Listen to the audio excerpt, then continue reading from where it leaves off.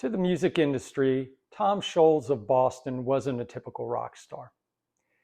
He was a unicorn, and they didn't understand him and they couldn't control him. Scholz was an MIT-trained engineer who treated rock and roll like high-level mathematics.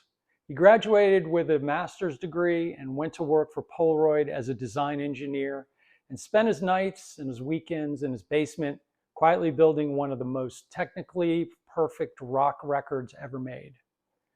When the debut Boston album was released in 1976, it didn't just succeed, it detonated. It became one of the best-selling debut albums of all time. And eventually, it moved over 17 million copies in the United States alone. Their 1978 follow-up, Don't Look Back, sold millions more. By any measure, Tom Scholz was a rich man, a famous man, a man who could have done anything. But what he chose to do was to go back to his basement. He didn't buy a mansion in Beverly Hills or throw parties on the Sunset Strip. That world, it held no appeal to him. Instead, he retreated to his underground and custom-built facility he called the Hideaway Studio in Watertown, Massachusetts, to build the third Boston album, which would eventually be called Third Stage. He had a vision for what needed to be done, and he wasn't interested in compromises. But what started as a creative sanctuary for him very quickly became a psychological and financial prison. By the early 80s, the executives at CBS Records, Epic Records' parent company, and the corporation that owned Boston's contract, they were furious.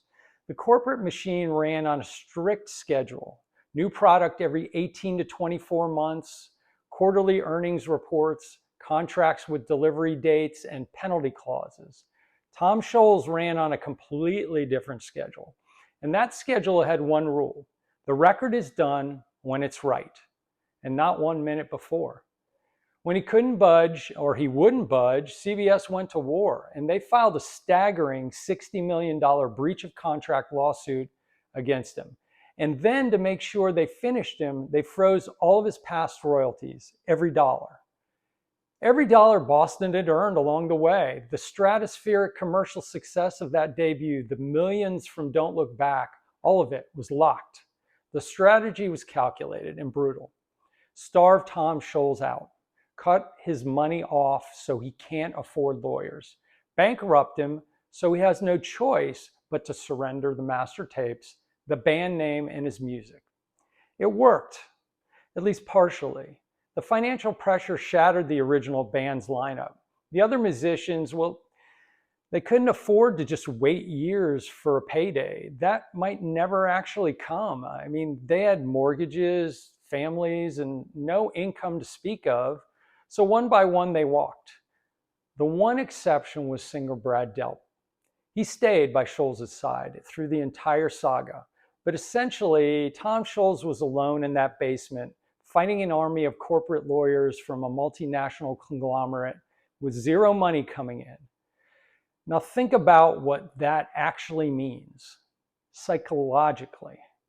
You built something extraordinary. You've been vindicated commercially beyond anyone's expectations, and now the same corporation that profited from your work is spending millions of dollars specifically trying to destroy you.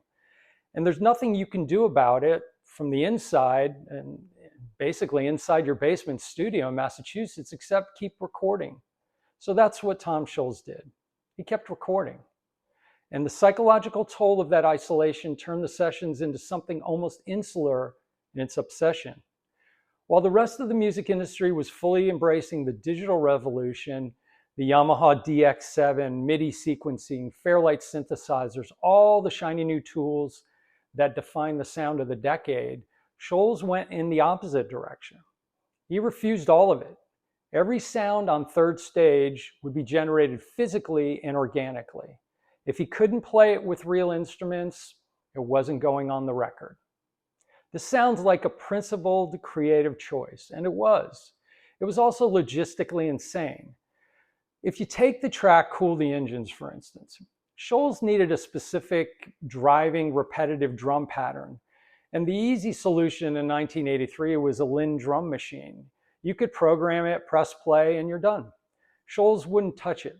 Instead, he recorded individual acoustic snare hits and kick drums onto 2-inch 24-track analog tape. He then sat alone in the studio with a razor blade and physically cut that tape into tiny pieces, individual hits, frame by frame, and he spliced them back together in sequence to create a manually constructed drum loop. Then, to play it back, he had to string this fragile loop of magnetic tape across the room. He threaded around microphone stands to maintain the right tension as it ran through the tape machine. That's not recording an album. That's performing surgery on time itself. For the guitars, he used a pair of 1968 Gibson Les Paul Gold Tops that he installed with DiMarzio Super Distortion humbucker pickups. He claimed to have pressed the record button over 1 million times during the third stage sessions, constantly punching in and out, layering massive orchestral guitar harmonies entirely by himself. He wasn't just making music, he constructed the album piece by piece, fueled by analog tape and an obsession for perfection. And he was doing most of it alone, though it's worth noting that his old bandmate Jim Mazdia contributed drums and percussion on several tracks, and guitarist Gary Peel added a lead on one song also. But the overwhelming architecture of the record, the guitar work, the arrangements, the production, that was Scholz in the basement fighting the clock and the courts simultaneously. Now here's where the story takes a turn that belongs in a movie.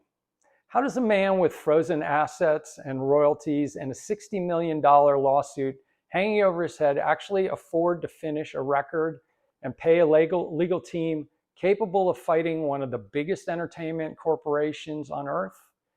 He can't. Unless he invents something. Tom Scholz set down his guitar, picked up a soldering iron, and he built the Rockman. Think about what this device was. It was basically a small portable headphone amplifier the size of a cassette player. It ran on 8 AA batteries. That's the physical description. The sonic description is something else entirely. Tom Scholz, he took the massive, heavily compressed, chorus-drenched arena rock guitar tone that Boston had spent years perfecting, and he condensed that entire sound into a solid-state circuit board small enough to clip to your belt. He formed a company called Scholz Research and Development, manufactured the Rockman, and the thing became a global phenomenon very quickly. Guitarists around the world wanted one. Hell, even I had one back in the 80s. I wish I had kept mine, but I don't have it. Supposedly, even Jeff Beck sent back a warranty card as one of its buyers. The Rockman fundamentally changed the way musicians practiced, recorded demos, and thought about portable tone. It didn't just generate income, it changed the industry. And here's the details that makes the whole story click into focus. Tom Scholz funded his entire legal war against one of the most powerful music corporations on earth by soldering circuits in his spare time, selling a plastic box to amateur guitar players, and then, in a stroke of pure defiance that feels almost theatrical, he recorded virtually all the guitar parts on third stage by plugging his Les Paul directly into his own invention. The weapon he built to survive the lawsuit became the sound of an album itself. Third Stage was finally released on September 23, 1986 on a new label, MCA Records. After Scholz won the first round against CBS and walked, the album then hit #1 on the Billboard Top 200 album chart, and the single, Amanda, hit #1 on the Hot 100 singles charts. It went over 4 million copies sold, and in the liner notes, Scholz made sure everyone knew exactly what they were hearing. An all analog recording with no synthesizers. In 1987 and 1988, much of the music industry was drenched in the sounds of synthesizers, but Boston's #1 record contained none of it. The final legal victory over CBS came in April 1990, roughly 7 years after the lawsuit was filed. Scholz finally won, completely. But winning took the better part of a decade of his life, the destruction of his original band's lineup, and a psychological cost that permanently altered the trajectory of Boston as a recording band. Their next album wouldn't come out until 1994. What does the story of Third Stage actually tell us? What it tells us is that the music industry operates on the specific assumption that artists need the machine more than the machine needs them. It tells us that contracts, frozen royalties, and corporate litigation are not just legal tools, they are psychological weapons designed to exhaust the will of people who care about something too much to walk away. And it tells us that occasionally, just occasionally, the person who refuses to walk away is also the person crazy enough to invent their own way out of the trap. Tom Scholz sat in a basement in Massachusetts for approximately 6 years with a razor blade, reels of analog tape, a pair of old guitars, and a plastic box of his own design. He made a #1 record. He beat a multinational corporation in court. He did it without a single synthesizer. He did it his way, a true unicorn of the music business. In upcoming videos, there are more albums, more stories, more of the machinery behind the music you love, and the real human cost of making it. If you want to go deeper, please hit the subscribe button because we're just getting started.